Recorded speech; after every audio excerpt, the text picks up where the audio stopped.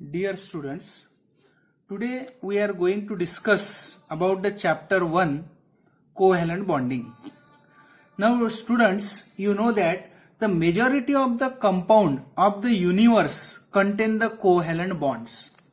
For example, compounds present in animals and plants such as oils, proteins, sugar, woods, etc. These compounds contain the covalent bonds. Gases such as nitrogen, oxygen, hydrogen chloride, ammonia, they are all covalent compounds. Now you know that covalent bond is formed by the sharing of electron between the two atoms participating in the bond formation. म्हणजे तुम्हाला माहित आहे की हे जे universe आहे याच्यामध्ये जे सुद्धा कंपाऊंड्स आहेत जसं ऑइल, प्रोटीन, शुगर, वूड किंवा जे कोणते गॅसेस आहेत या सगळ्यांमध्ये मेजॉरिटी म्हणून कोव्हॅलंट बॉन्ड प्रेझेंट असतो. आणि कोव्हॅलंट बॉन्ड कसा तयार होतो हे आपल्याला माहित आहे की sharing of electron between the two participating atoms. आता Lewis theory explain the covalent bond formation on the basis of tendency of atoms to attain a stable noble gas configuration by sharing of electrons. आता covalent bond formation ला explain कोणी केलं असेल तर ती आहे Lewis theory. पण या लेविस थेरीनी याचं एक ड्रॉबॅक आहे. तो ड्रॉबॅक म्हणजे काय? It does not explain or it could not explain the stability, reactivity and geometry of the covalent molecules. त्या कोव्हॅलंट बॉन्ड फॉर्म तर झालेला आहे पण त्याची स्टॅबिलिटी काय आहे, त्याची रिॲक्टिव्हिटी काय आहे, जॉमेट्री काय आहे हे या थेअरीने एक्सप्लेन केलेलं नाही. म्हणून अजून दोन थेअरीज तयार झाल्या, दोन थेअरीज डेव्हलप झाल्या. त्या दोन थेअरीज म्हणजे कोणत्या? तर त्यामधली पहिली थेअरी आहे व्हॅलन्स बॉन्ड थेअरी आणि दुसरी आहे मॉलिक्युलर ऑर्बिटल थेअरी. तर आपण या चॅप्टरमध्ये जे आपण पाहणार आहे ते आहे मॉलिक्युलर ऑर्बिटल थेअरी. आता ही जी मॉलिक्युलर ऑर्बिटल थेअरी आहे, this theory was developed by Hund, Mulliken and Lennard Jones. या तीन सायंटिस्टनी या थेअरीला डेव्हलप केलेला आहे. मॉलिक्युलर ऑर्बिटल थेअरीला Hund, Mulliken and Lennard Jones. आता या थेअरीचे पॉस्ट्युलेट्स आपल्याला पाहायचे आहे. पॉस्ट्युलेट्स ज्याला आपण सायलेंट फीचर्स सुद्धा म्हणतो, postulates or salient features of molecular orbital theory. तर पहिला जो पॉइंट आहे तो लक्षात घ्या. Molecular orbitals are form by the combination of atomic orbitals of nearly same energy and symmetry. म्हणजे मॉलिक्युलर ऑर्बिटल्स जे तयार होतात ते कसे तयार होतात? तर ॲटमिक ऑर्बिटल्सचं जेव्हा आपण कॉम्बिनेशन करणार, मॉलिक्युलर ऑर्बिटल्स तयार होण्यासाठी ॲटमिक ऑर्बिटल्स जे आहेत, ज्या ॲटमिक ऑर्बिटल्सची एनर्जी सारखी आहे, ज्यांची सिमेट्री सारखी आहे, त्या ॲटमिक ऑर्बिटल्स काय होतात? कंबाईन होतात and they form a molecular orbitals. समजा हा एक ॲटमिक ऑर्बिटल आहे, हा दुसरा ॲटमिक ऑर्बिटल आहे, बरोबर आहे. हे दोन्ही ॲटमिक ऑर्बिटल जे आहेत यांची एनर्जी सेम असायला पाहिजे, यांची जॉमेट्री सेम असायला पाहिजे, सिमेट्री सेम असायला पाहिजे, तर ते काय होतील? कंबाईन होतील and they form a molecular orbitals. हा पहिला पॉस्ट्युलेट. दुसरा पॉस्ट्युलेट काय आहे बघा.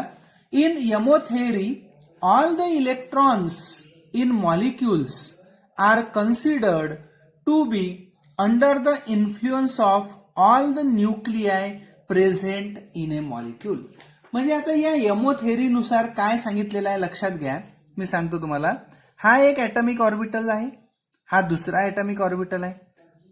It contain one nuclei, it also contain one nuclei.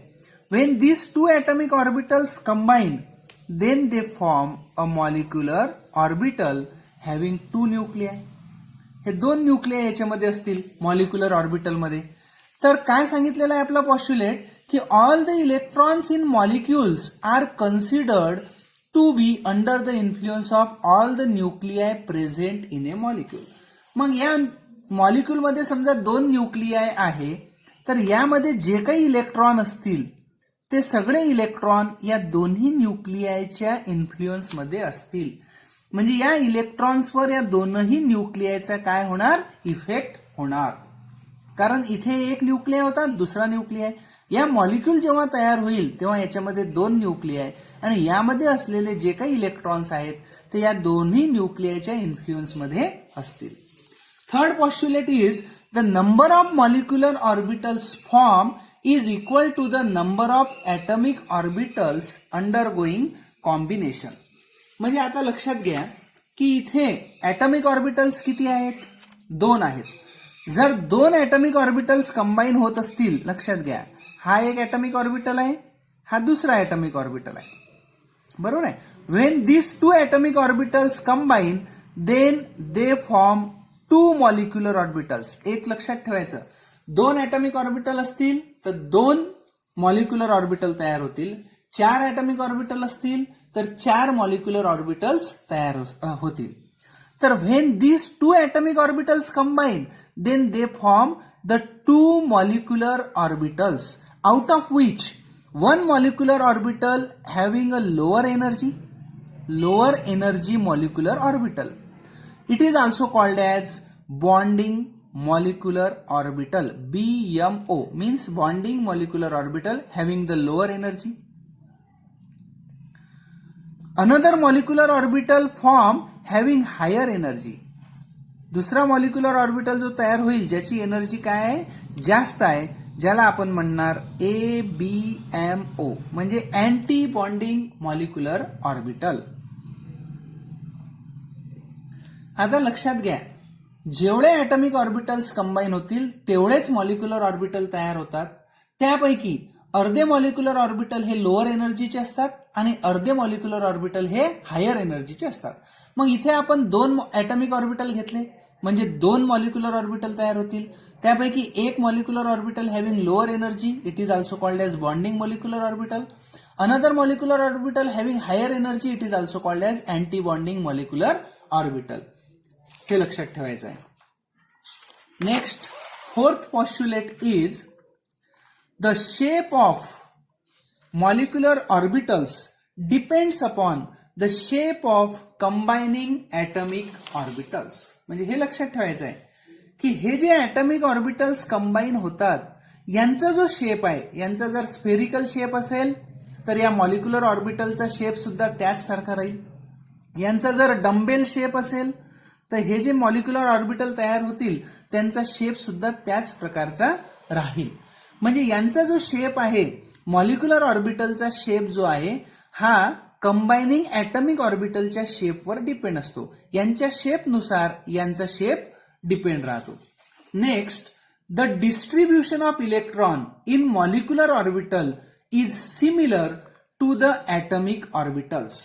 म्हणजे आता लक्षात घ्या, आता या ॲटॉमिक ऑर्बिटलमध्ये किती इलेक्ट्रॉन होते, जसं या ॲटॉमिक ऑर्बिटलमध्ये जसं आपण इलेक्ट्रॉनचं डिस्ट्रीब्युशन करतो त्याचनुसार या मॉलिक्युलर ऑर्बिटलमध्ये सुद्धा काय होतात, इलेक्ट्रॉनचं डिस्ट्रीब्युशन होते. मग यासाठी 3 रूल्स आपल्याला माहित आहेत. ते 3 रूल म्हणजे काय, ऑब्भाऊ एनर्जी रूल लक्षात ठेवायचंय, Pauli's exclusion principle and Hund's rule. या 3ही रूलनुसार इलेक्ट्रॉनचं जे डिस्ट्रीब्युशन आहे, electron distributed in molecular orbital according to this 3 rule. Aufbau energy rule तुम्हाला माहित आहे, पहिले इलेक्ट्रॉन 1s मध्ये जातील, मग 2s, मग 2p है ना. तर त्या energy rule, Pauli's exclusion principle आणि हुंड्स रूल या 3ही रूलनुसार जे इलेक्ट्रॉन्स आहेत त्याचं डिस्ट्रीब्युशन या मॉलिक्युलर ऑर्बिटलमध्ये होईल. And last postulate is the combination of atomic orbital takes place according to the LCAO method. आता हे LCAO मेथड म्हणजे काय, तर it is also called as linear combination of atomic orbital method. LCAO method means linear combination of atomic orbital method. Now this method we will discuss in our next lecture. So thank you.